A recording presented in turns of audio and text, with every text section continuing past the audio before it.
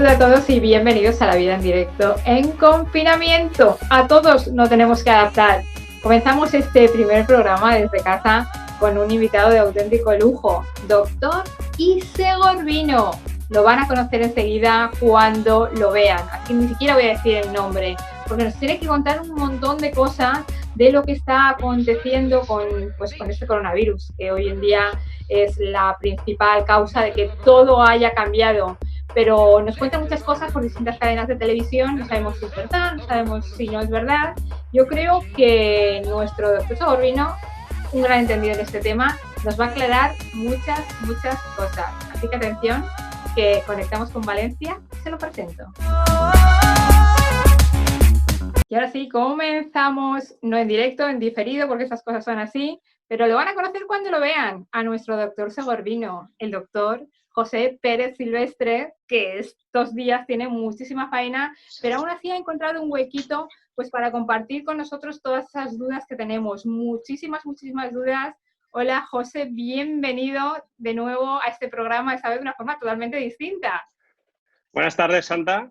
Muchas gracias por la invitación y un placer, como siempre, compartir estos momentos contigo y con todos los segorbinos y vecinos del Alto Palancia. Quería comenzar, pues para la gente que no te conoce, muy poquita, pero alguno habrá que nos esté viendo por internet y no te conozca, pues me gustaría que te presentaras un poco y que dijeras en qué hospital trabajas y cuál es tu especialidad.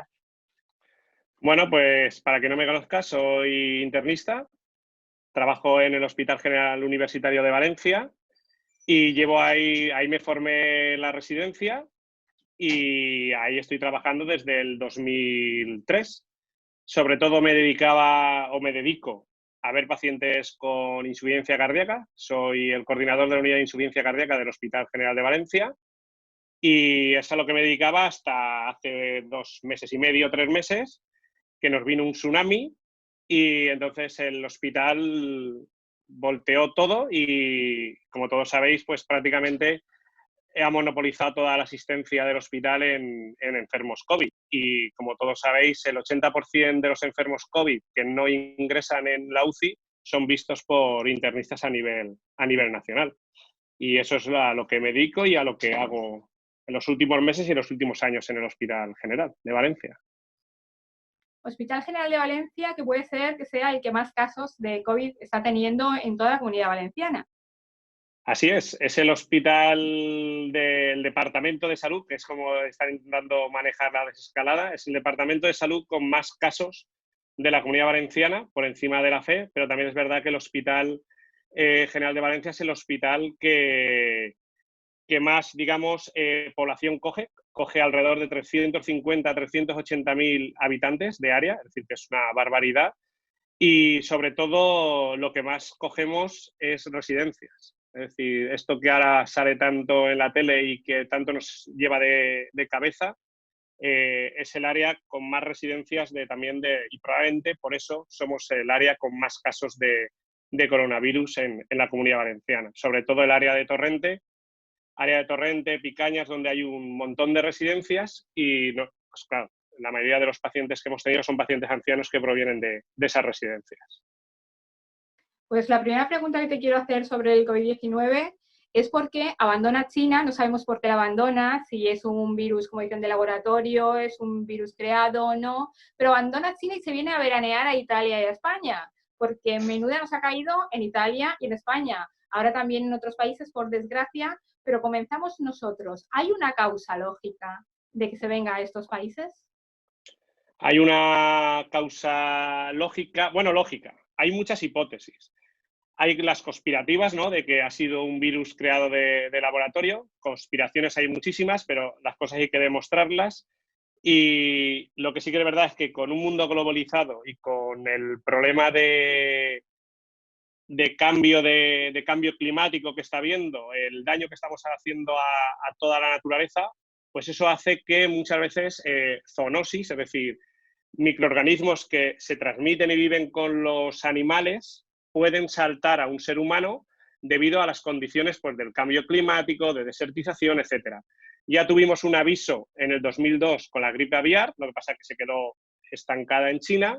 A los 9 años tuvimos otro amago de de aviso con el MERS, que fue a través de un dromedario, y aún sigue habiendo un pequeño reducto, sobre todo en China y unos países árabes, que es un coronavirus también. Y después de 9 años, llama la atención, 9 años, y ahora en el 2020 aparece el coronavirus, el SARS-CoV-2, que es el que produce el COVID-19, la enfermedad que estamos viendo ahora, que parece que viene de un murciélago, no está claro que la zoonosis pueda ser esta. ¿Y por qué viene de China a la zona, digamos, norte europea o europea? Porque han sido sobre todo los países más afectados, los del sur de Europa. Pues hay un estudio muy chulo a nivel de Estados Unidos que cuando brota, digamos, o cuando salta el coronavirus al humano en China es alrededor de noviembre, diciembre, que es el invierno de allí. Y sí que hay un estudio muy chulo que se ve que el coronavirus en temperaturas entre 5 y 10 grados y con una humedad entre 45 y 65 de humedad, el coronavirus se transmite con gran facilidad. Y eso, si luego vemos un mapa a nivel mundial, vemos que toda la franja del hemisferio norte, es decir, Europa, Rusia, es decir, ahora Estados Unidos, nos encontrábamos en febrero, marzo, en pleno invierno.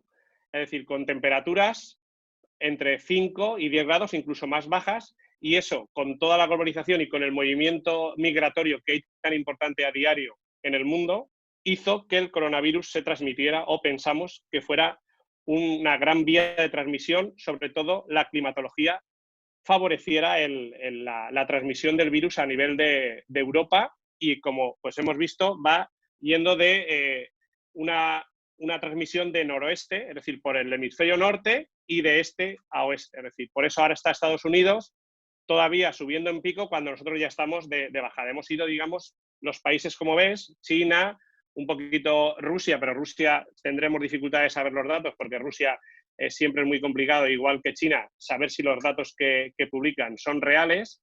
Italia, España, y luego ha cruzado a... ¿Por qué el hemisferio sur está empezando ahora? Pues el hemisferio sur parece que está empezando ahora. ¿Por qué? Porque ellos están ahora en otoño, igual que nosotros estamos en primavera, y están entrando en el invierno cuando nosotros vamos a entrar probablemente en el verano. Por eso, por ejemplo, nosotros vamos a tener un poquito de relax, o esperemos tener un poquito de relax por lo menos hasta el próximo otoño-invierno.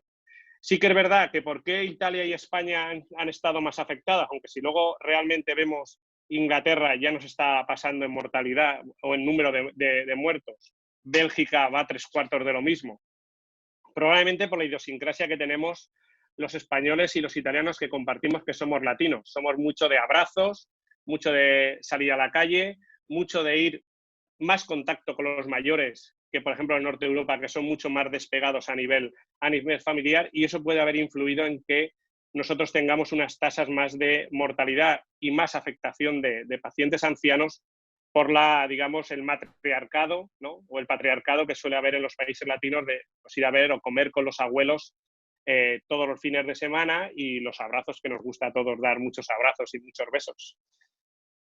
Esa climatología influye también en el territorio español. Vemos localidades, ciudades más frías con más casos de COVID que las más cálidas.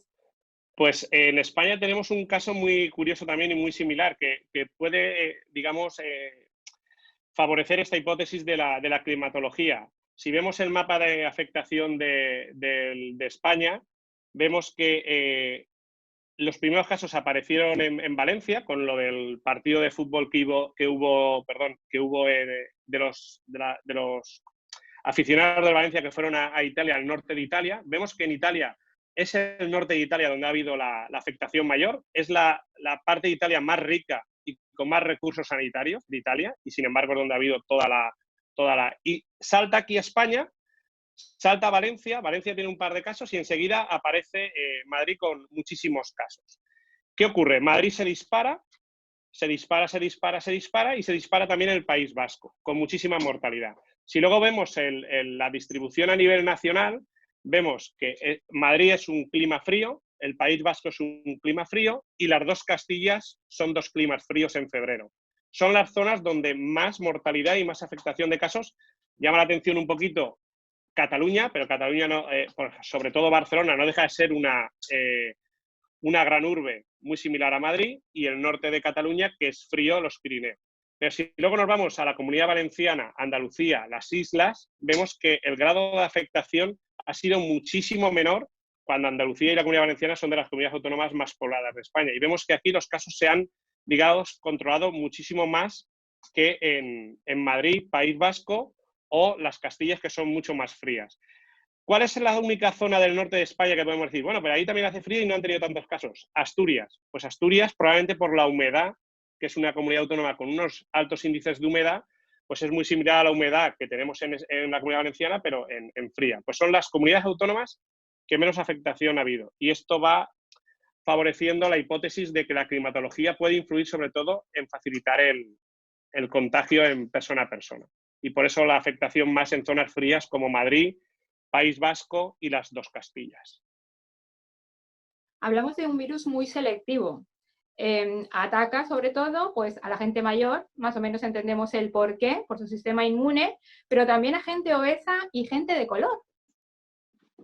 Es un virus muy curioso, es un virus que nos está volviendo locos, porque hasta hace 2 meses pues era una cosa nueva para todo el personal sanitario y no conocíamos, y conocemos poco a día de hoy. Sí que es verdad que hemos avanzado muchísimo y cada vez conocemos más cosas del virus, pero sí que es verdad que ya después de 2 meses, y se están haciendo estudios a nivel nacional, la Sociedad Española de Medicina Interna estamos haciendo un registro muy importante, que ya van por 6.000 pacientes.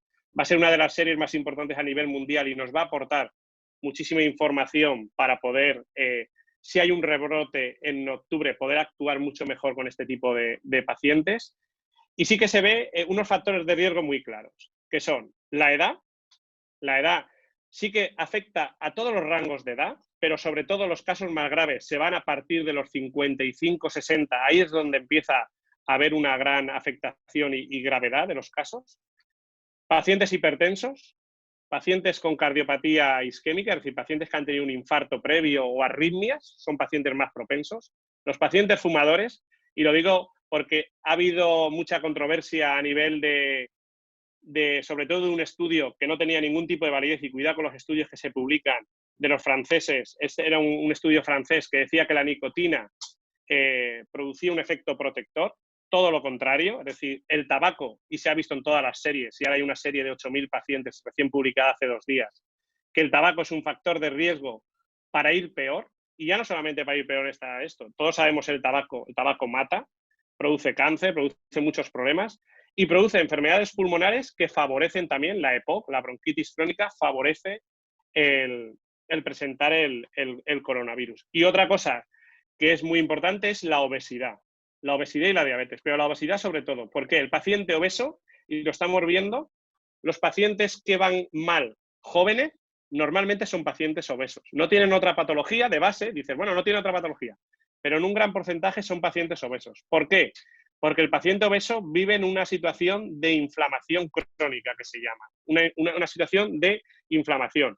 Tienen parámetros inflamatorios elevados por la grasa, que sobre todo a nivel abdominal, y esa grasa abdominal produce unos marcadores inflamatorios que hace que cuando se haya una infección por el virus se vaya mucho peor. Y una vez estás infectado, como produce la infección problemas a nivel respiratorio, ¿qué ocurre?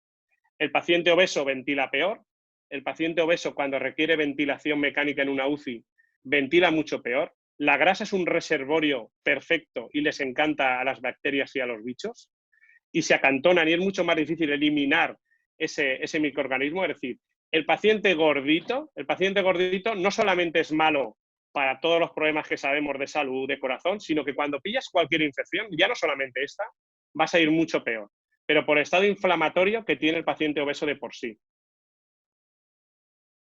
He visto unas diapositivas que me has enviado. Me llama la atención que la franja de obesidad en niños es realmente alarmante. Creo que había un 22 o 20 y algo % de sobrepeso en niños. Tenemos un gran problema de obesidad infantil en España, por muchas causas. Es decir, los niños con toda la tecnología prácticamente no se mueven. No era como antes, tú lo habrás vivido y yo lo hemos vivido en Segorbe, que tú salías del colegio y te ibas a un parque, te ibas a la glorieta a jugar y hasta que no se hacía de noche no te ibas a casa a hacer los deberes. Y hoy en día es muy difícil ver a los niños jugar en los parques. Los niños salen de clase y se van a casa, están conectados muchas horas a dispositivos electrónicos. Sí que es verdad que no es malo que estén conectados, porque la era tecnológica es la que estamos y es la que tenemos que vivir, pero siempre con un control y, por supuesto, el ejercicio físico. Se hace muy poco ejercicio físico, los niños cada vez hacen menos ejercicio físico y cada vez son más sedentarios. Y no solamente eso, sino la alimentación. Hay que basar una alimentación rica y sana en verduras, en frutos secos y no en tanta grasa vegetal. Es mucho más fácil darle a un niño un alimento procesado para merendar que cortarle fruta y llevarle la fruta a la puerta del colegio o ponerle un almuerzo con fruta, o es mucho más fácil ponerle pues un donut o un bollicao o cosas estas, que es mucho más fácil para el padre que estar tiempo pues realizando un bocadillo de los de toda la vida, que también es muy sano, o fruta, es decir. Eso se está perdiendo porque es mucho más fácil, y no solamente mucho más fácil, es mucho más barato, desgraciadamente, la comida procesada que las verduras o que la comida sana, la que todos conocemos, verduras, carne, sin grasa, las carnes blancas, es decir, todo esto es fácil de cocinar, pero es muchísimo más caro que darle a un niño un yogur o darle algo procesado. Y ese es uno de los problemas que está llevando a que haya esos niveles de obesidad infantil en la población y en la población adulta también, ¿eh? ¿Por qué el virus ha respetado a los niños?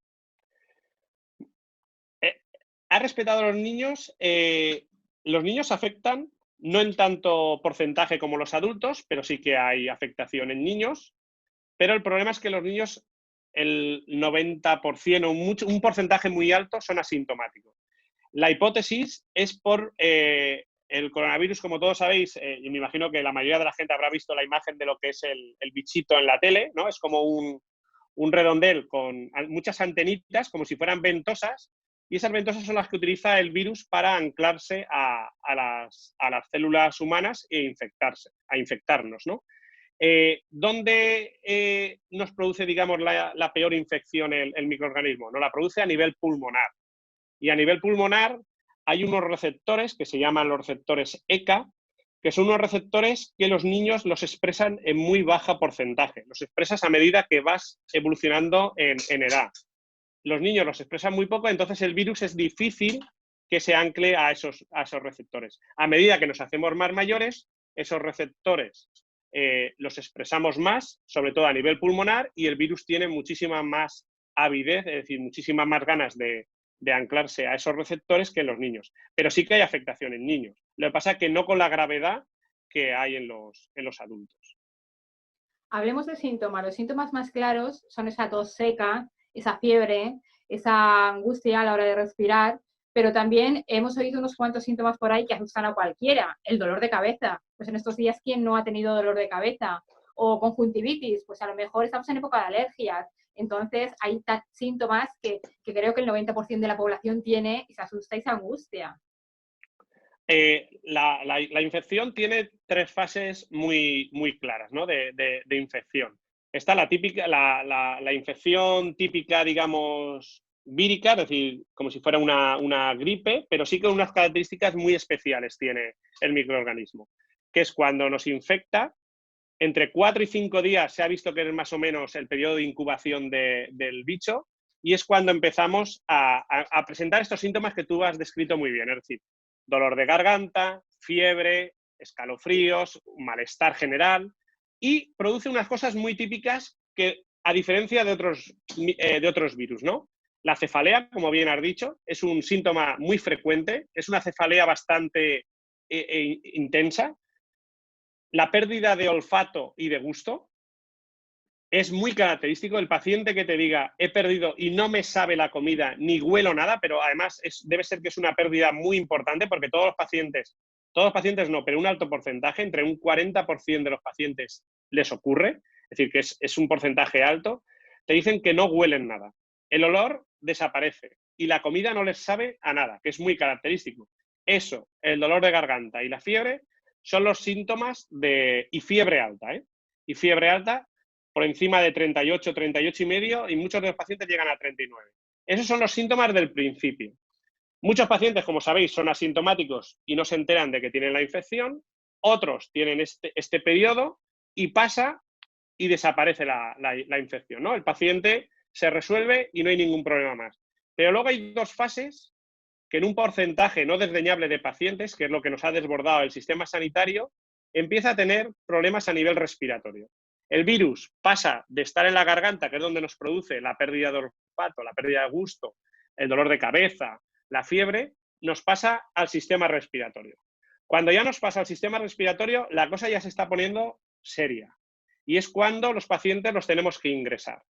Esto ocurre más o menos al 10º día de empezar los síntomas. Y aquí es donde está el quid de la cuestión.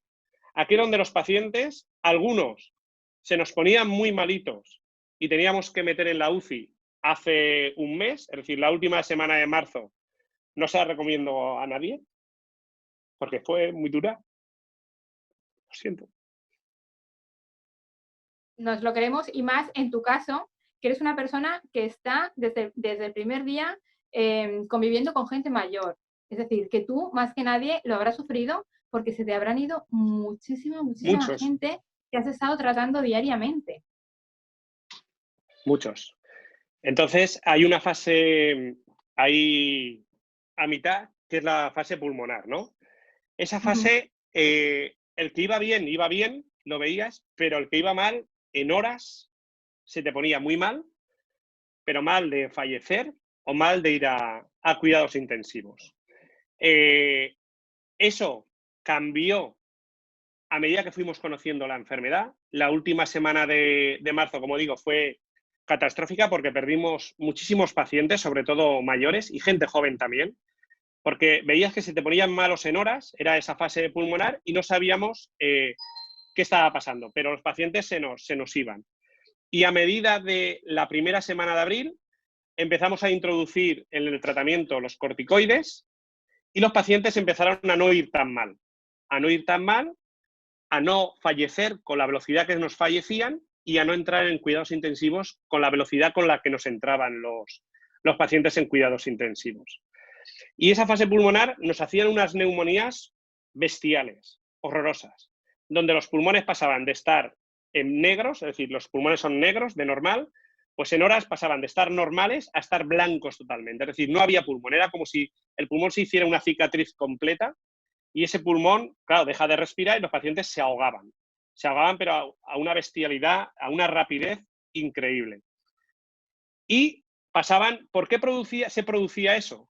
Se producía eso porque pensamos que hay, y es la hipótesis que hay, es que hay una descarga inflamatoria brutal, es decir, nos provoca primero una infección, luego nos afecta al pulmón y luego no sabemos por qué hay un porcentaje de pacientes, y gracias a Dios no es un porcentaje alto, pero sí que son muchos, hay una descarga inflamatoria brutal. Es como que nuestras defensas, no sabemos por qué y por qué pasa en determinados pacientes, nuestras defensas, digamos, se están reorganizando y hacen un ataque a lo bestia contra el virus. Ese ataque a lo bestia contra el virus es lo que hace que el paciente se ponga tan malito y que el pulmón se llene blanco.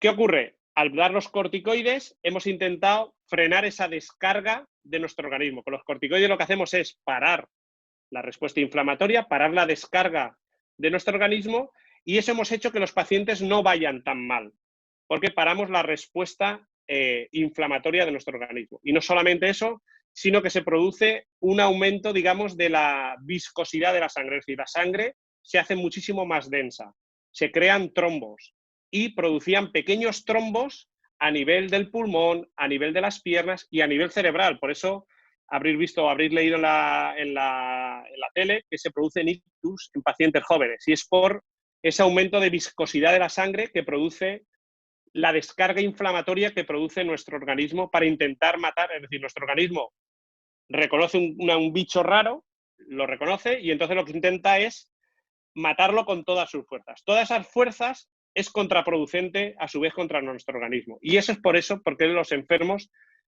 algunos enfermos se ponían muy malitos y iban tan mal. ¿Qué hemos conseguido? Con los corticoides hemos conseguido que esto no vaya o por lo menos no entren. Y desde luego, desde el mes de abril, en mi hospital, en abril, en un mes, que ya ha pasado, que se dice pronto, solamente hemos metido un paciente en cuidados intensivos.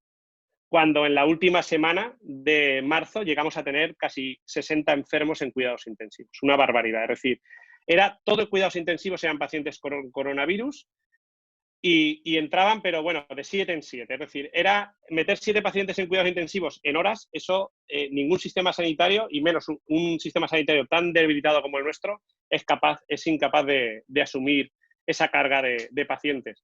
No porque no se tuviera, digamos, medicación para tratar a los enfermos, sino porque entraban muy malitos y por mucho que los ventilaras, les pusieras un respirador, los pacientes no salían adelante. Y sí que es verdad que han fallecido muchísimos pacientes y pacientes míos de la consulta. Ya digo, yo llevo pacientes con insuficiencia cardíaca, pues han fallecido desgraciadamente muchos pacientes de mi consulta.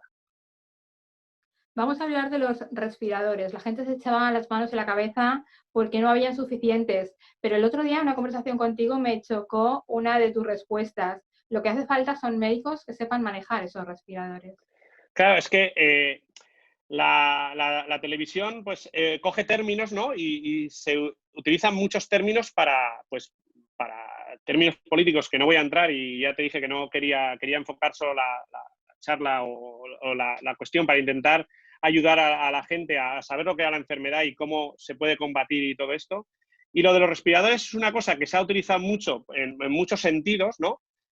Sí que es verdad que se necesitaban respiradores en el sentido de que cuando llegas a ocupar todas las camas de UCI, pues ya no quedan respiradores. Ya no quedan respiradores donde conectar a un enfermo a ese respirador. Sí que es verdad que se llegó a valorar utilizar los respiradores que se utilizan en quirófano cuando los pacientes se duermen, pues los quirófanos también se habían previsto para utilizar como camas de intensivos, aunque no son respiradores iguales que los que se utilizan en cuidados intensivos, pero bueno, se pueden ventilar a los enfermos. Pero sí, decían, hay que comprar ventiladores, sí. ¿Y quién maneja el ventilador? ¿Quién lo va a manejar? El ventilador lo maneja un médico o en su defecto una enfermera especializada en cuidados intensivos que sepa manejar los parámetros de ventilación. Pero por muchos ventiladores o respiradores que compremos, como no haya un médico, o una médica me refiero, que esté especializada en el manejo del ventilador o del respirador, ya podemos tener 2.000 respiradores. Como no hayan 2.000 médicos para manejar esos respiradores, va a ser muy complicado. Entonces, utilizar lo de los respiradores, el problema es que no tenemos personal sanitario. Llevamos recortes muchísimos años, es decir, da lo mismo el color político, es decir, llevamos muchos recortes y la sanidad cada día nos la han ido mermando y ha llegado una situación en la que nos han puesto, digamos, una sobrecarga muy grande al sistema sanitario y el sistema pues ha aguantado hasta donde ha podido aguantar, que yo creo que ha aguantado bastante bien, pero en una situación de estrés del personal. Somos el país, y eso sí que es así, con más médicos infectados a nivel del mundo. Es decir, estamos hablando de casi 35.000 médicos infectados, es decir, es un 20% de infectados a nivel de España, cuando Alemania tiene un 6% de médicos infectados, que se dice pronto. ¿Por qué Alemania no ha caído tanto? Pues porque su sistema sanitario es un sistema sanitario potente. Es así de claro. Nuestro sistema sanitario, decíamos, tenía la mejor sanidad del mundo. No. Tenemos un sistema eficiente, es decir, un sistema donde el personal sanitario cobra muy poco, pero que te da mucho. Cada vez somos menos y hacemos lo mismo. Y se da atención a todo el mundo. Si yo soy de sanidad pública y defiendo la sanidad pública universal y para todo el mundo, por supuesto, pero con medios. Y yo creo que ha llegado un punto, si queremos ser un país que se nos respete y un país digno, es decir, o invertimos en sanidad y cuidamos a nuestros ancianos, porque lo de las residencias es el otro punto. Es decir, ¿qué ha pasado?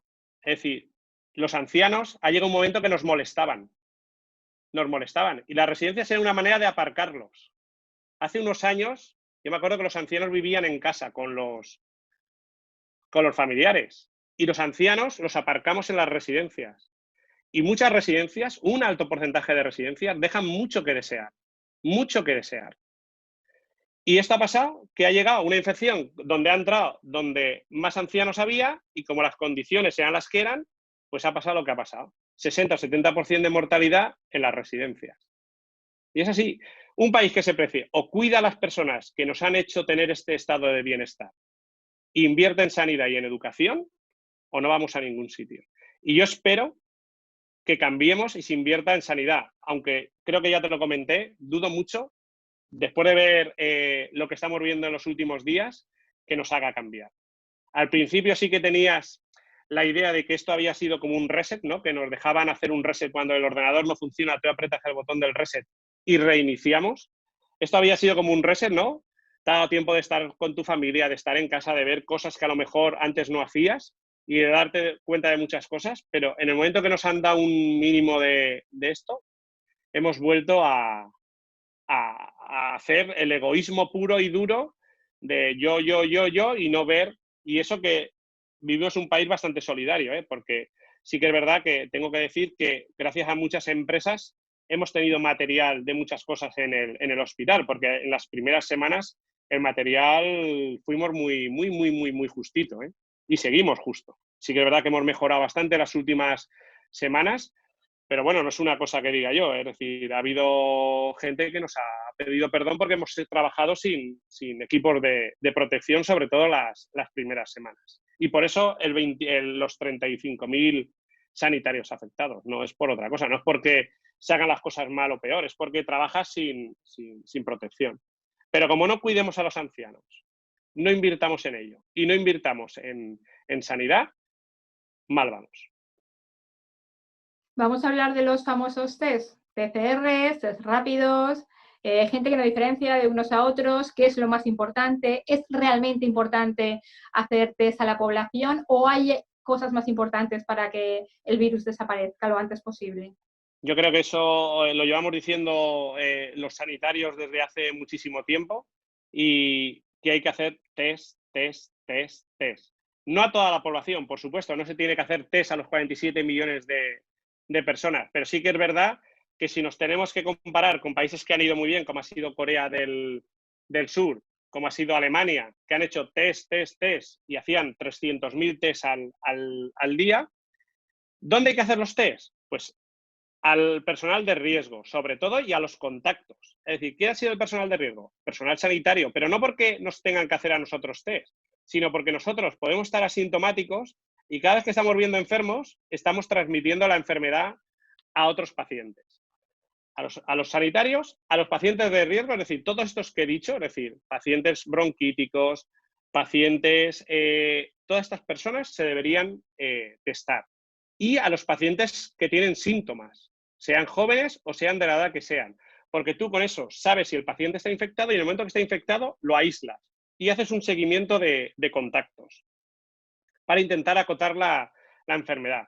Es la mejor manera de hacer, es como Corea del Sur ha evitado que la pandemia fuera tan grande en su país. Lo que hacían era testar y el que era positivo los llevaban a unas arcas de Noé que se llamaban, que aquí son los hoteles. Entonces tú a esa gente que estaba bien, lo único que era es que estaban infectando a los demás, pero no tenían una sintomatología muy importante, los llevabas durante 14 días a un hospital o a un hospital, no, a un hotel o arcas de Noé que se llaman, es decir, sitios donde están cuidados y están vigilados y están en cuarentena, y cuando se normaliza ya vuelven a la circulación, digamos, normal.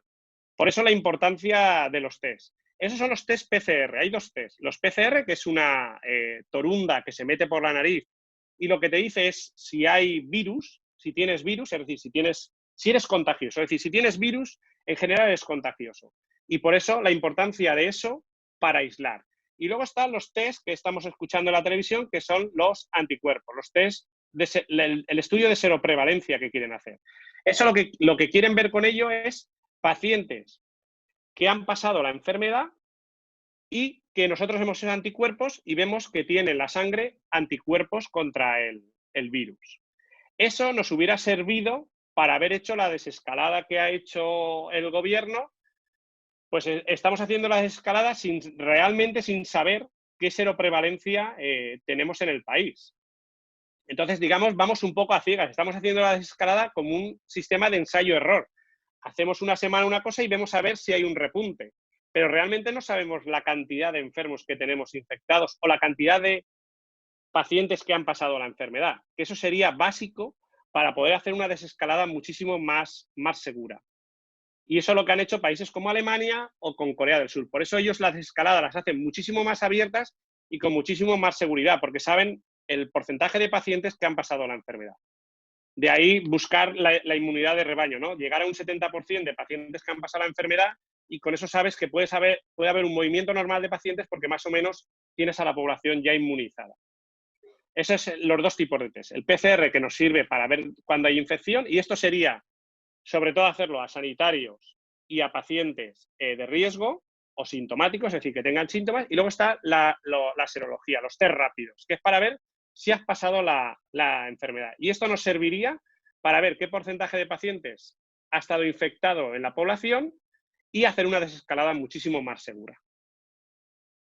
El problema es que no nos llegaban, no sabemos muy bien por qué, no nos metemos en ello, pero parece que todo lo que llegaba en malas condiciones y había que devolverlo al país de origen que parece que siempre es China.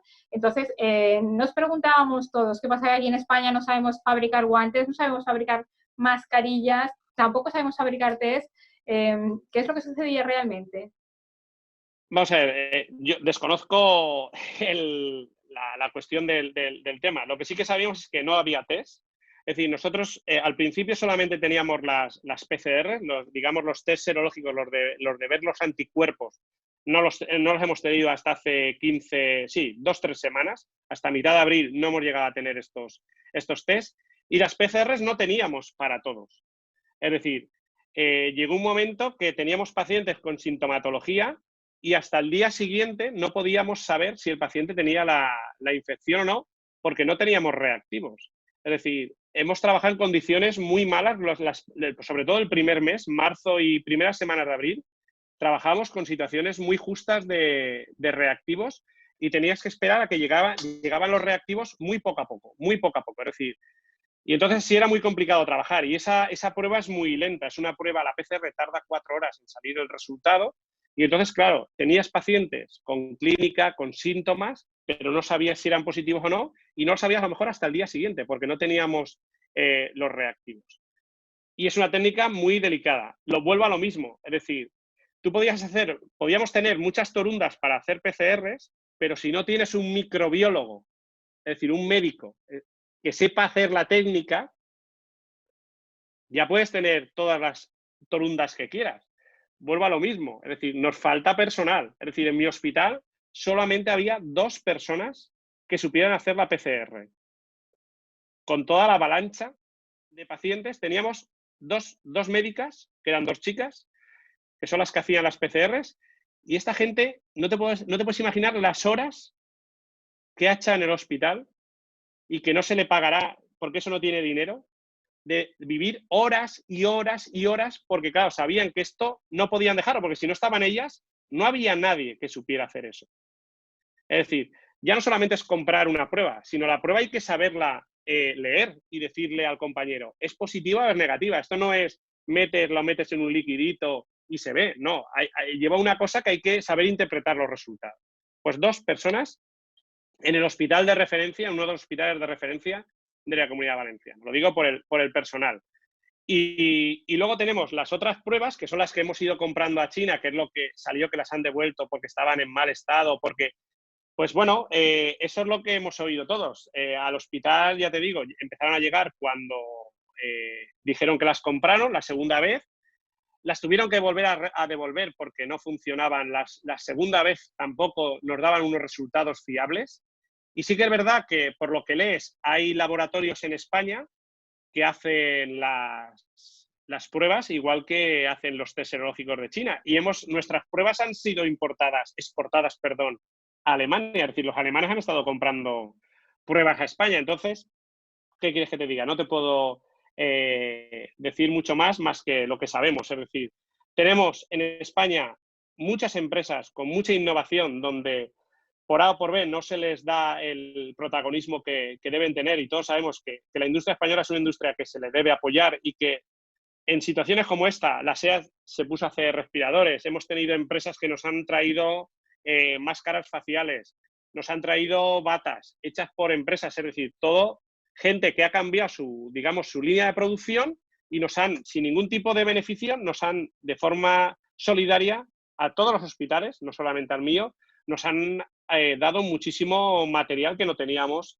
al principio. Entonces, ves que sí que hay empresas que lo pueden hacer, pero bueno, seguimos comprando en el mercado chino, que parece un mercado persa, ¿no? Que aquello es como traes lo que, pues bueno, espero que esto nos haga cambiar y que apoyemos a la industria española, es decir, porque sí que te llamaba la atención al principio que decías, pero ¿cómo puede ser?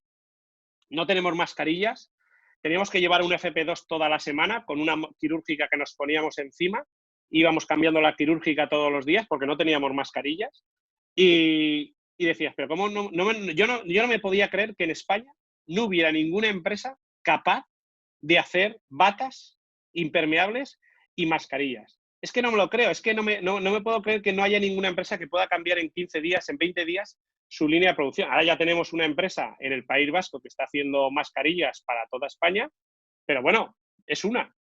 Es decir, gastamos mascarillas todos los días un montón, es decir, porque en el hospital las quirúrgicas, en los quirófanos se gastan un montón, claro. Menos mal que no se operaba tanto como al principio, porque si no hubiéramos tenido realmente problemas serios de abastecimiento de mascarillas, que lo tuvimos en las primeras semanas. Es una pena eso, ya me imagino que cuando acabe toda esta pandemia se averiguará por qué otros países como Holanda tienen unas fabulosas mascarillas que pone Made in Spain y nosotros no tenemos. Está claro que ahí algo ha pasado y averiguaremos lo que ha sucedido. Estamos en desescalada. Las primeras imágenes, no en todos los lados, está claro que en los pueblos eso no sucede, pero las grandes ciudades pues, nos asustaron a todos, sobre todo el primer día de niños y el primer día de deportistas también, todos en masa.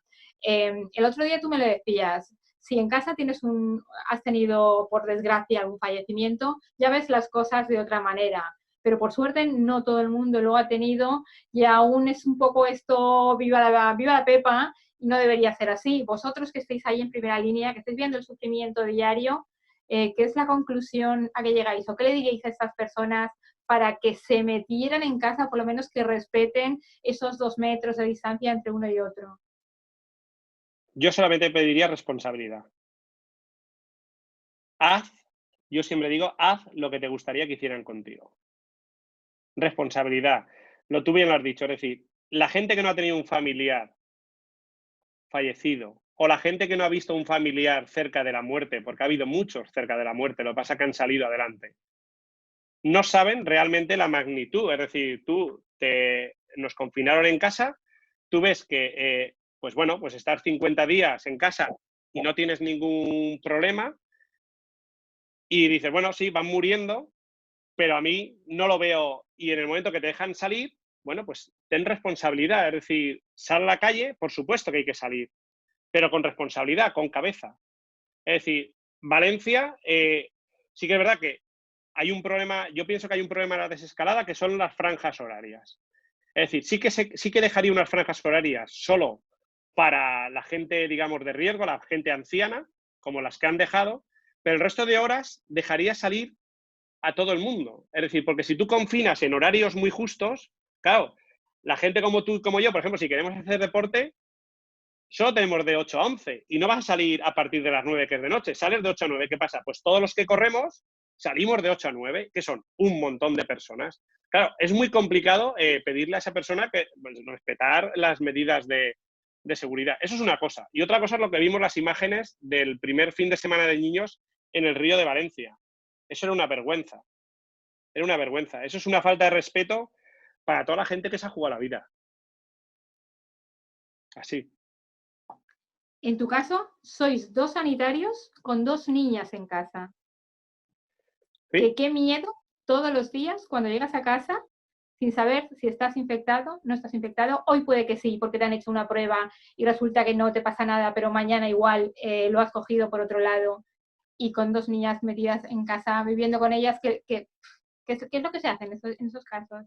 Pues complicado. Complicado porque trabajas a turnos, guardias, Luego la gente no quiere venir a casa a cuidarlas. Son pequeñitas. Sí, Necesitan un cuidador, necesitan una hombre, cuidadora. claro, Sí o sí. te lo comenté, es que No las puedes dejar tampoco con los papás y con las hola, mamás porque es solo gente tiene, de riesgo. solo tienen una abuela. Entonces, es persona de riesgo, es decir, 70 años, hipertensa, no la puedes dejar con las yayas. Entonces tenemos una chica que la tenemos contratada desde hace un montón de tiempo, está dada de alta reglamentaria, es decir, es un contrato de una persona de 8 horas, es decir, como una persona de cuidados en casa, es decir, que está todo legal, pero claro, tiene miedo de venir. Tiene miedo de venir, la niña no tiene nada, pero claro, sabe que nosotros no somos médicos, que tenemos contacto y es complicado, pero bueno, no tienes otra, no puedes hacer otra cosa, es decir, tienes mucho miedo cuando vienes a casa, pero ¿Os es lo han que hay. respetado los vecinos, por lo menos? Sí, los vecinos nos quieren mucho. Los vecinos es todo facilidades. Sobre todo los vecinos de enfrente, sabemos que los tenemos siempre y de hecho dicen que si las queremos dejar con ellos, es decir, hay mucha amistad, es decir, con los vecinos no hay ningún problema, todo lo contrario. Te preguntan, te ayudan, te dan ánimos, es decir, porque saben en la finca, saben de qué trabajamos y todo lo contrario, todo ánimos y facilidad. Yo sí que digo últimamente que en vez de tantos aplausos, ¿no? Más responsabilidad, ¿no? Más tener cabeza, es decir, vamos a salir poco a poco, esto lo vamos a pasar seguramente, pero si hacemos utilidad de las cosas, de las mascarillas, de todo, lo hacemos correctamente, probablemente no hay un rebrote y podamos hacer una vida lo más normal posible. Pero si salimos a lo loco, volveremos a caer y el sistema ha aguantado muy justo el envite.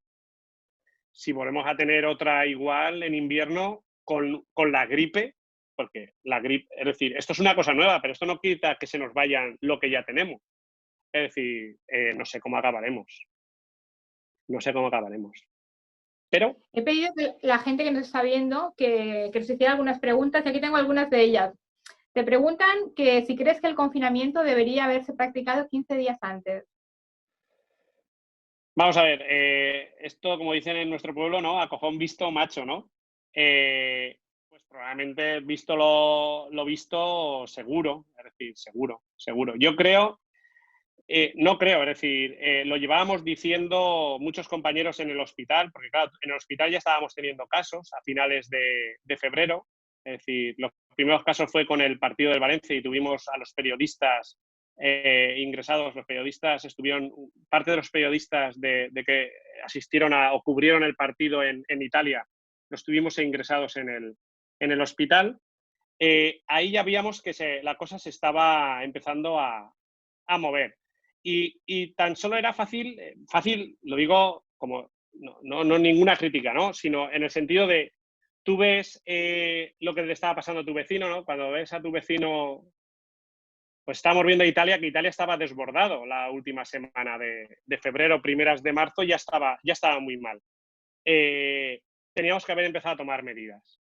Teníamos que haber empezado a tomar medidas, sobre todo de cerrar, por ejemplo, el espacio aéreo. Yo sé que es muy complicado, tenemos espacio Schengen, tenemos Europa y es muy complicado cerrar fronteras, pero teníamos que haber cerrado fronteras. Porque esa semana se te ha ido todo. La semana el fin de semana del 8 de marzo, los hospitales de Madrid, yo tengo amigos que lo han pasado muy mal en Madrid, porque nosotros hemos estado mal, pero lo de Madrid ha sido el desborde total, ¿eh? En Madrid lo han pasado muy mal es muy mal. Madrid, los hospitales el sábado estaban desbordados y no tomamos medidas hasta el lunes y el fin de semana siguiente, que es cuando ya se tomó el estado de alarma. Yo creo que sí que se tenían que haber tomado. Yo sé que son situaciones muy, muy difíciles, es decir, tomar decisiones siempre son difíciles, pero creo que esto nos va a enseñar a que vamos a tomar decisiones, o espero tomar decisiones en el futuro, que nos pasemos por encima, que nos quedemos cortos. Porque llevamos 25.000 muertes publicadas pero los datos van a que vamos por 45.000 muertes. Y eso está publicado en el estudio MOMO que publica el Estado, son datos oficiales. Haces las muertes esperadas que tú tienes en abril, mayo, tú ves las muertes que has tenido, pues restas las muertes, digamos, que sueles tener habitualmente y esto pues sale alrededor de que cuando tengamos los datos definitivos probablemente estaremos por los 45.000 muertos. Que se habla muy fácil, 45.000 muertos, lo que te comenté, ¿no? Una frase de Alsina, un muerto es una tragedia y 45.000 es una estadística, pero para nosotros todos es una tragedia. Paciente que nos fallece es una tragedia. Y es un desastre. Otra de las preguntas es el futuro del virus. ¿Desaparecerá por sí solo o con vacunas o retrovirales? El virus será muy complicado que desaparezca por lo que tenemos. Y probablemente el virus haya venido para quedarse. Ojalá me equivoque y desaparezca. Sí que es verdad que, no sé si habréis leído, hay un neumólogo ruso muy, muy famoso que le entrevistaron ayer, no sé si fue en El País, no me acuerdo en qué periódico lo vi, creo que fue en El País. No sé si en Levante, en las provincias también sale, que dice que en junio desaparecerá el virus y ya no tendremos más virus. Ojalá. Pero lo que comentamos entre todos los compañeros es que probablemente en invierno, cuando las condiciones meteorológicas empiecen otra vez a hacer frío y a bajar un poco la humedad, haya un rebrote. Y esperemos que ese rebrote sea muchísimo más suave que el que hemos tenido ahora de primeras. Última pregunta de la audiencia. ¿Se aprenderá la lección para potenciar la sanidad pública en vez de recortarla? ¿Vamos a aprender algo? Yo espero. Espero que tomen nota y se potencie la sanidad pública. Hemos tenido muchísimos recortes. Llevamos muchísimos años, desde el 2007-2008, que fue cuando estalló la crisis, hemos tenido recortes de personal. Somos muchísimos menos médicos me refiero, y personal sanitario, porque esto no solamente son los médicos, en un hospital, desde la limpiadora hasta el director del hospital o el gerente del hospital, todos hemos dado el callo, todos, es decir, desde las limpiadoras. Si las limpiadoras entraban igual a ver a los pacientes, es decir, hay que limpiar la habitación, las auxiliares tienen que limpiar a los enfermos, las enfermeras sin ellas, es decir, porque nosotros podemos entrar una vez al día, pero las enfermeras entraban continuamente a ponerles medicación, es decir, hay que entrar a un montón de cosas y, es decir, hay un montón de personal que está totalmente en contacto con los pacientes, es decir, todo el personal del hospital, todo que trabaja en un hospital ha sido básico para poder contener y mantener esto. Y el hospital ha dado un vuelco total a la atención del paciente, es decir, compañeros de otras especialidades han estado viendo enfermos COVID, alergólogos, digestivos, todos siempre dirigidos por un internista, pero se necesitaban médicos de otros lugares que no iban a estar los cirujanos, ayudaban en la UCI a cambiar a los pacientes en prono, porque es una posición que los pacientes van mejores, por los traumatólogos y los cirujanos en equipos de 4 y 8 estaban en la UCI ayudando a hacer los cambios posturales, es decir, los cambios en prono de los enfermos. Es decir, todo el mundo ha dado el callo y ha ayudado para que esto pudiera salir. Espero que esto nos haga cambiar, pero ya digo, con la crisis que nos viene encima, quiero equivocarme, pero espero que nos pegarán otro recorte probablemente en los próximos meses, como se está viendo venir a todo el funcionariado, porque como dije, los sanitarios, por desgracia, somos funcionarios igual que pues, un funcionario de justicia, un funcionario de correos, es decir, somos funcionariado. Es decir, entonces, si ya se está moviendo el tema de que va a haber que recortar para poder salir adelante, pues nos volverán a dar palo seguro. Pero me gustaría equivocarme, ¿eh? Recorte no solamente de personal, sino también recorte en los sueldos. Así que sí que nos gustaría hacer aquí un llamamiento a toda la gente que nos está viendo, los que se apuntan a las caceroladas, a los aplausos, que cuando todo esto acabe, que salgan a la calle para pedir que ni recorten sanitarios ni recorten sueldos, que salgan por ellos, por todos esos héroes sin capa, que últimamente es la palabra muy de moda, pero que no se olviden que van a estar ahí día a día y que toda esa gente les salva la vida. Cualquier otro trabajador yo puedo hacerte una entrevista, pero no te puedo salvar la vida. Tú sí puedes salvar la vida a miles de personas.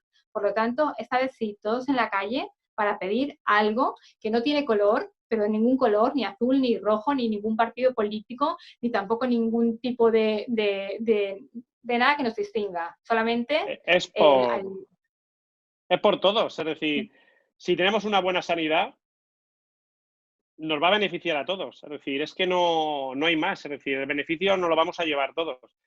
Creo que ha habido una publicación este domingo del periódico El Correo, no sé si lo habrás leído, que ha publicado, que es una mentira y le han dado mucha caña todo el personal a nivel de redes sociales, porque habían publicado unos supuestos sueldos del personal sanitario.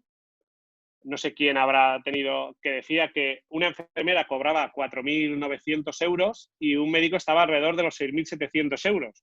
Pues que me diga a mí dónde se cobra eso, porque ya te digo yo que ni la mitad cobramos los médicos. Es decir, yo te lo comenté, en el 2008 yo cobraba más dinero que cobro ahora, después de 12 años.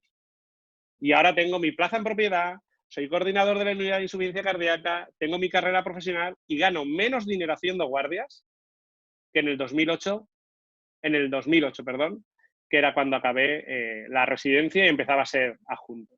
Ganaba más entonces que ahora, después de 12 años. Ese es el nivel de salario que tenemos los profesionales sanitarios en España. Y por supuesto que una enfermera no gana 4.900 euros, bueno, ni loco, porque no lo gana ni los altos cargos del hospital, pero lo va a ganar, no, es imposible. Es decir, esto va por estamentos y a medida que estás en un estamento médico, pues ganas un poco más, la enfermera pues gana un poco más que el auxiliar. Es decir, dependiendo de la responsabilidad, pues vas ganando un poco más de dinero, no porque seas más o menos, sino por el grado de responsabilidad sobre el paciente. Es decir, no puede ser que digan que ganamos, es que no. Y lo que pedimos es que no somos héroes. Lo hacíamos igual antes, lo mismo que estamos haciendo ahora, lo que pasa es que nos hemos quedado solos. Es decir, se ha quedado el país, que el país dependía de unas personas que tenían que sacar el país adelante, que eran los sanitarios, y no nos olvidemos de los camioneros, de las cajeras del supermercado, cajeros del supermercado, de toda esta gente, de los agricultores, que gracias a ellos hemos seguido comiendo, de los barrenderos. Es decir, hay un montón de gente que no los vemos en el día a día porque vamos en nuestra vorágine, pero que son esenciales, como hemos visto. Y no somos héroes, somos gente que lo hacíamos antes y lo seguimos haciendo ahora. Lo único que pedimos es que se nos cuide, porque si se nos cuida, tendremos un beneficio para todos. Si no se nos cuida, pues pasa lo que ha pasado. Sin más, es que no hay nada más. Es decir, es lo único que pedimos. Hoy es 4 de mayo, este programa lo estamos grabando el lunes. Un infectado en Madrid, solamente uno. No me lo creo. Yo tampoco, pero ¿qué te parece que de repente hayamos hecho una desescalada ahí al máximo? No me lo creo. No me lo creo. Es decir, son datos. Es que lo siento, es decir, lo he visto esta mañana. Es decir, no me lo creo. Igual que te dije, los datos de China son falsos. Es decir, los datos de China estarán muy por encima y se parecerán mucho a los datos de los Estados Unidos. Es decir, no es verdad. Es decir, en China se vio que luego eran muchísimo más y han tenido que reconocer que eran más porque como daban números para recoger las cenizas, se vio que eran tantos días y tantas horas los que estaban recogiendo cenizas que no les salían los números. Y pues han reconocido que no, que era el doble. No, pues no será el doble, será, ni se sabe, ¿no? Pues aquí es lo mismo. ¿Un contagio solo? Es que no, es imposible. ¿Cómo va a ser un contagio solo en la Comunidad de Madrid? Si, por ejemplo, Valencia, no sé los que hemos tenido hoy, creo que eran 100 y pico y 9 fallecidos. Es decir, es que yo creo que más vale que no presentes esos datos, porque es que estás perdiendo credibilidad. Es decir, no puede ser que haya un solo contagio. ¿Cómo va a haber un solo contagio en una comunidad autónoma de 5 millones de habitantes? Si estamos nosotros en 100 y pico. Es que es imposible y que pasen de 900 así a 1. Yo creo que va a haber ese va a ser uno de los problemas, que va a haber mucha manejo de datos, dejémoslo así, porque como es desescaladas por provincias, la que no cumpla, o comunidades autónomas, el que no cumpla unos mínimos valores que ha puesto, digamos, el comité este de seguimiento de la infección. El que no siga no podrá pasar de fase. Entonces, claro, todos tendrán números perfectos, todos tendremos, prácticamente no habrá muertes, no habrán contagios, todos tendrán el número doble de camas de UCI, pero vuelvo a lo mismo. Tú no puedes decir, que tengo el doble de camas de UCI. ¿Y el personal? ¿Has contratado el doble de médicos? ¿O vas a tener el doble de camas de UCI sin el doble de médicos? De enfermeras, de auxiliares, de celadores. Porque el paciente de la UCI es un paciente muy complicado, es un paciente que requiere un gran cuidado de enfermería, que requiere una labor del auxiliar de enfermería brutal de cuidados, de limpieza, de todo. Para movilizar un paciente, imagínate los pacientes que había que darles la vuelta, con un montón con el tubo, que hay que darle mucho cuidado para que no se saca el tubo, que hay que cambiarlo con mucho cuidado para las vías no salten. Es decir, hay que hacer un montón de cosas. ¿Con qué personal? ¿Con el mismo? ¿Qué consejos darías a la gente en esta desescalada? ¿Que por favor cumplan a rajatabla las normas o si no, que Dios nos pille confesados? Yo cumpliría lo que he dicho, responsabilidad, es decir, la mascarilla. Probablemente no han dicho obligatorio la mascarilla porque no hay mascarillas para todo el mundo a día de hoy. Pero la mascarilla sería un punto que nos ayudaría muchísimo a no tener tanta infección, porque simplemente llevar una mascarilla quirúrgica tú y yo y nos pusiéramos a hablar, pues evitaríamos las gotitas esas que salen cuando estás hablando o el estornudar, evitas contagiar al de enfrente y el contagio baja casi a un 5%. Es decir, el estar con una mascarilla ambos. Es decir, que vaya la gente con mascarillas y por eso en el transporte público han insistido tanto de que tiene que ser obligatorio. Claro, en el transporte público el confinamiento es muchísimo más, es decir, la gente está más agolpada, pues claro, tienes que llevar mascarilla. Pues probablemente tengamos que ser como Japón y tengamos que llevar mascarillas todo el mundo. Al principio allí fue para evitar esto y ahora es una moda, ¿no? En Japón es como una moda llevar la mascarilla. Pues a lo mejor habrá que llevar la mascarilla puesta y funcionar con la mascarilla, pero es básico la mascarilla. Yo recomendaría la mascarilla. Otra cosa es que tú te vayas, por ejemplo, a hacer deporte o te vayas a la huerta o te vayas a andar tú solo, pues oye, sin ningún problema, sin mascarilla. Pero si ya vas a Mercadona, al supermercado, a las tiendas, es decir, donde quieras, yo recomiendo ponerte la mascarilla porque te va a evitar no solamente infectarte, sino infectar al de enfrente, que es lo más importante. La mascarilla que llevamos no es más para proteger, sino podemos tener nosotros el virus y no darnos cuenta y estar hablando y estar contagiando a todo el que tienes alrededor. Eso es básico. Y luego el lavado de manos. El lavado de manos es primordial, primordial. Tanto cuando llegas a casa, yo antes de tocar nada, entra, lávate las manos bien, eso es básico. Y ves a mucha gente con los guantes, ¿no? Van con guantes y el guante es una cosa como, ya me he puesto los guantes, ya estoy salvado, voy tocando cosas por aquí, voy tocando cosas por allá. No. Los guantes, lo importante de los guantes más que los guantes, es decir, tú vas tocando y vas infectando todo. Y luego, sin darte cuenta, te tocas la cara, te tocas la nariz. Muchas veces vas a comprar, vas con los guantes, dejas la compra dentro del coche, abres el coche y te pones a conducir con los mismos guantes. Es más importante que tú cuando vayas a comprar esos guantes, te los quites, te pongas gel hidroalcohol y arranques el coche, que entres con esos mismos guantes, porque esos guantes los llevas infectados y tú no te das cuenta. O llegas a casa con los guantes de las bolsas y entras y empiezas a tocar todo. Y ya es lavado de manos. Más que guantes, lavado de manos y soluciones hidroalcohólicas. Pero bueno, probablemente si nos laváramos más las manos, menos nos infectaríamos. Esto no es una cosa de ahora porque tenemos el virus. Es decir, es que habría que lavarse muchísimo más las manos. Nosotros tenemos un lema que el lavarse las manos salva vidas. Pues es esto. Es esto. Tan básico como que evitas el tocar cosas con las manos infectadas. Y es importantísimo el lavado de manos y el gel hidroalcohol más que ponerse guantes. Y la mascarilla. Importante también que luego lo tiren en la papelera, ¿vale? No lo tiren en la calle, Hombre, como no, estamos viendo por ahí. pero volvemos a lo mismo, la responsabilidad. Es lo que digo. nos emociona muchísimo y nos emocionó muchísimo al principio los aplausos y nos da muchísima fuerza. Pero yo prefiero que no me aplaudan y que sean responsables. Tan fácil como eso. No me aplauda. Tampoco me chille ni me grite cuando vaya a urgencias y vea que hay muchísima gente. Hay muchísima gente probablemente porque no somos gente para atender a todos. No porque estemos haciendo otras cosas o estemos viviendo otro mundo. Y como en todos los trabajos, hay gente muy cara dura y hay gente mala y hay gente buena. Pero en general, los profesionales de todo son gente que va a su trabajo y hace su faena bien. Entonces, si ves que no te están atendiendo, probablemente es porque estén atendiendo o algo más urgente o porque no dan más de sí. Entonces, prefiero que no me aplaudan, pero que sean responsables. Que se pongan las mascarillas, que se laven las manos, que mantengan las distancias de seguridad, que esto pasará y volveremos a una normalidad. Nos va a costar un poquito más, pero bueno, si nos cuesta un poco más y llegamos a una normalidad, mejor que estemos marcha atrás y marcha adelante, que al final la gente sufre y, como digo, al que no le toca parece que no está, pero son 25.000 muertos, que se dice pronto.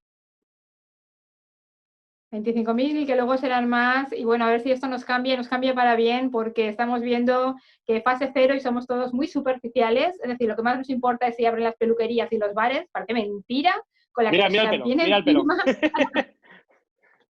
Por eso mismo, que a ver si cambiamos, pero eso depende de nosotros, ahí no nos va a cambiar ni un doctor, ni un profesional de nada, tiene que ser, tenemos que mirar lo que realmente vale la pena y lo que no vale la pena en esta vida. Porque dentro de casa muchos se han planteado muchas cosas, pero una vez salen por la puerta parece que se olvidan. Yo lo comenté, si el domingo que salen los niños llegan a abrir los bares se llenan. Yo estoy más que convencido. Pero bueno, probablemente a lo mejor habría que preguntarle a la población, ¿qué queréis? A lo mejor quieren salir, pues oye, y asumimos lo que pueda pasar, pues lo asumimos. Yo también entiendo que hay que salir. Salir en el sentido de que el país se tiene que volver a poner en marcha, es decir, porque si no, no se nos van a morir de coronavirus y mucha gente se nos va a morir de hambre. Entonces, el país tiene que empezar a moverse. No digo que no haya que salir, todo lo contrario, el país tiene que empezar otra vez a ponerse en marcha, pero con responsabilidad, siguiendo unas normas. Y si seguimos esas normas, probablemente todo vuelva a engranar y a salir hacia adelante. Pero si no lo hacemos así, lo vamos a pasar mal. Y espero equivocarme, pero como no hagamos uso de la cabeza para lo que tenemos que hacer, lo vamos a pasar mal. Pues muchas gracias, José, por el tiempo que has perdido hoy con nosotros y por tantas vidas que has salvado, no solamente a lo largo de tu carrera profesional, también estos días. Muchísimas gracias. Como sabes, un placer estar contigo y poder haber ayudado a las dudas que pueda haber acarreado a la población y lo que te digo, responsabilidad, saldremos de esta y responsabilidad y, por favor, cumplir las normas de distancia, las mascarillas, el lavado de manos. Y solamente pido que cuando vayan a urgencias y vean que hay muchísima gente, no griten, por favor, no nos griten. Somos los mismos, digamos, héroes, que no somos héroes, que somos los mismos, que entiendan que estamos trabajando y que estamos haciendo lo mejor, y si no damos de más, es porque no somos más. Y que lo entiendan, que no es como un banco, es decir, yo a veces voy al banco y también estoy un montón de veces esperando a que me atiendan. Y en un hospital a lo mejor tardan 2, 3 horas en atenderte, pero es que no es el primero que llega, es por gravedad, y eso hay que entenderlo. Hay que entender esas cosas. Solamente pido eso, responsabilidad y que nos traten igual que nos han tratado ahora, que la verdad es que nos han ayudado muchísimo, pues que nos traten igual cuando pase todo esto. Y muchísimas gracias. De nuevo, enhorabuena y esperamos verte pronto por Segorbe para darte un buen abrazo sin distancias. Sí. Muchísimas gracias. Pues muchas gracias también a todos los que nos están viendo. Nos veremos el miércoles. Saben que este programa por primera vez lo repetiremos el viernes. Lo subiremos a las redes sociales. La semana que viene volveremos a estar en La Vida en Directo con otro gran profesional que nos hablará un poquito también sobre este COVID-19 que lo estamos viviendo, pues desde casa, cómo hay que vivirlo.